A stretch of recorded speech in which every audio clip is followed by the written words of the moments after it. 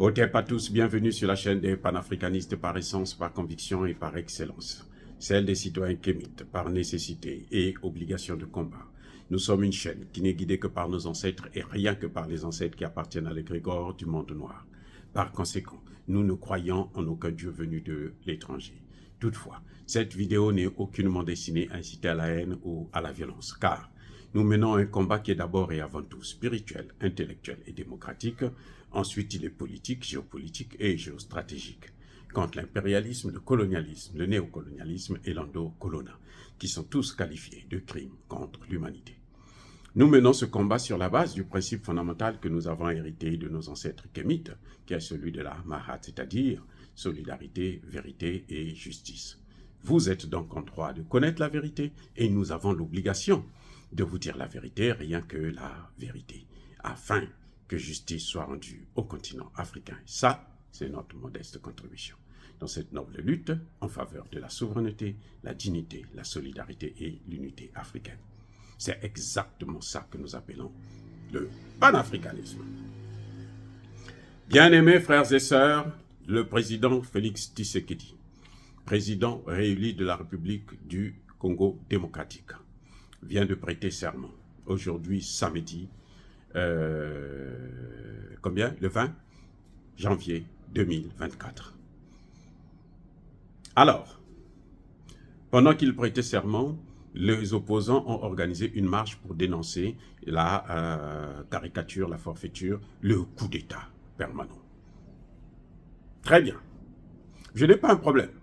Je ne peux pas dire, je ne peux pas garantir que les élections au Congo ont été sans aucune faute. Non. Il y a toujours des petites erreurs, il y a toujours des situations qui sont peu catholiques. Mais en gros, malgré ce qu'il pouvait avoir, ça ne pouvait pas changer le résultat des élections. Tshisekedi ne pouvait que gagner cette élection. Ça, tout expert sérieux devrait le comprendre. On les met tous en compétition. Sur la même ligne de départ, Tshisekedi devrait l'emporter. Pourquoi je dis ça? Parce que l'opposition est responsable de ses turpitudes. L'opposition est responsable de ses égos.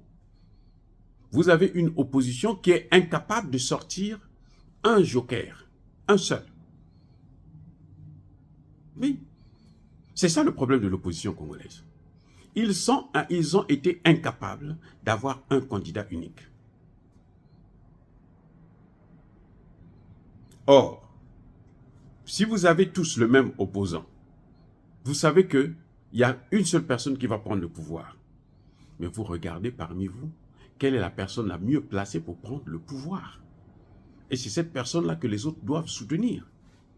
Les autres donc doivent se rétracter pour pousser un seul candidat.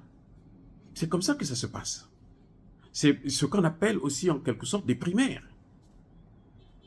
Vous savez que c'est un président sortant qui se présente face à vous. Vous êtes l'opposition. Mais unissez-vous au moins. Si vous n'êtes pas capable de vous unir pour avoir un seul candidat, donc même si vous avez le pouvoir, là, vous ne pouvez pas vous unir pour gérer le pouvoir en question. Oui, vous allez vous faire la guerre. La preuve. Tshisekedi était dans l'opposition aussi, non? Après, ils se sont tous séparés. Donc, l'opposition est responsable de ses actes.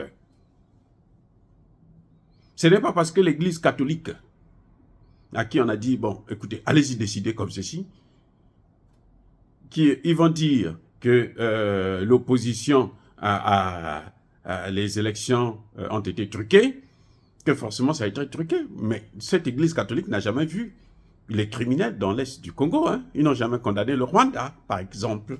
Ça veut dire que cette Église catholique a une position purement occidentale des choses. Voilà. Et ils pensaient qu'ils allaient faire comme d'habitude, affaiblir le pouvoir en place. Non. Il y a des gens qui m'ont reproché, mais toi, tu ne connais pas les Congolais, toi, tu ne peux pas... Je suis Congolais de Brazzaville. En tant que Congolais de Brazzaville, les Congolais de Kinshasa, je n'ai pas besoin de les connaître parce qu'on se connaît. C'est la même personne.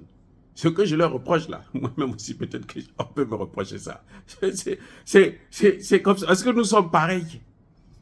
on vient d'un même parent. On est tous des Bantous. On est tous des Congolais avec K. Le Congo avec K, là. Il y avait le Congo-Brazzaville, le Congo-Kinshasa, l'Angola. La capitale, d'ailleurs, se trouvait en Angola, en Banza-Congo. Il y avait une partie du Gabon, une partie du Cameroun. Eh oui, les gars. Donc, on est les mêmes. On est les mêmes. Ce que vous voyez là-bas, ce que vous voyez comme bêtises là, vous allez au Congo, vous traversez là, vous allez trouver exactement les mêmes choses. Vous allez penser que non, mais ils sont nés dans même... Bon, voilà. Donc, arrêtez de me raconter des bêtises comme ça. Bref, je dis l'opposition n'a pas été capable de choisir un candidat. Et ça, c'est quelque part la faute de leur maître occidental. Parce que les Occidentaux ont cru que c'est comme d'habitude, c'est eux qui doivent choisir celui qui doit gérer le pays pour nous, à notre place. Qu'est-ce qui s'est passé exactement au Congo? C'est que Katumbi a été endossé par toutes les puissances occidentales, à commencer par les États-Unis d'Amérique. Puisque Katumbi, c'est un homme de Macron, et plutôt de Obama. C'est Obama qui l'avait choisi pour être le prochain président du Congo. Parce que lui, il est métis comme Obama. Le problème que Obama n'avait pas compris, c'est que Katumbi, la mère de Katumbi, là, son père est grec, mais sa mère, elle n'est même pas congolaise. Elle est zambienne. Vous voyez comment c'est un problème, c'est compliqué. Bref, les Occidentaux ont choisi celui-là. Je disais que non, c'est lui. Parce que lui, il a beaucoup d'argent, il doit aussi donner beaucoup d'argent. Ici, la campagne, c'est comme ça. Il faut sortir de l'argent pour gagner la campagne. Alors, ils avaient, maintenant, en pièce de rechange, ils avaient Mukwege. Parce que le dossier de Katumbi devenait maintenant un peu compliqué. Les gens se disaient non, il ne faut même pas qu'il se présente. Comme ça s'est passé avec Alassane Ouattara en Côte d'Ivoire. Il ne faut pas qu'il se présente. Parce qu'il a eu une double nationalité, ce n'est pas normal. Là, ils se sont dit, dans ce cas, on prépare Mukwege. Et comme Mukwege est lancé, après, la Cour constitutionnelle valide la candidature de Katumbi. Et qu'est-ce qui va se passer? On demande à Mukwege de se retirer. Mukwege dit non, j'ai pris goût. C'est trop bon cette affaire-là. Moi, je reste. Martin Fayoulou, qui avait raté l'année en 2018, il dit, moi j'ai été le meilleur candidat en 2018, c'est moi qui avais gagné l'élection, donc moi je veux reprendre ma chose. Or, entre-temps, il s'était déjà affaibli. Donc voilà comment on se trouve dans toute une brouillamini inqualifiable. Vous n'avez aucun candidat de l'opposition favori qui peut rassembler autour de lui. Katumbi pouvait rassembler parce qu'il avait beaucoup plus d'argent, mais Katumbi ne faisait pas l'unanimité parce que les gens se disaient, mais il est étranger. On ne va pas continuer à être dirigé par des étrangers comme avec Kabila. Non, ça suffit. On ne veut pas de ça. Parce que si on présente un étranger, et ça va freiner beaucoup de Congolais. Il y aura beaucoup de Congolais qui sont avec eux là, qui ne vont pas voter pour lui parce que c'est un étranger. C'est comme ça maintenant au Congo. C'est pas comme en Côte d'Ivoire où Alassane Ouattara peut gagner tranquillement, peut être élu et puis tout le monde l'applaudit. Après lui, on prépare Tidiam Tcham, même les gens qui ont été avec Gbagbo l'acclament, alors qu'il n'est pas un Ivoirien de père et de mère, un Ivoirien 100%. Voilà ce qui est en train de se passer. Donc les Congolais, l'opposition congolaise est responsable de son échec.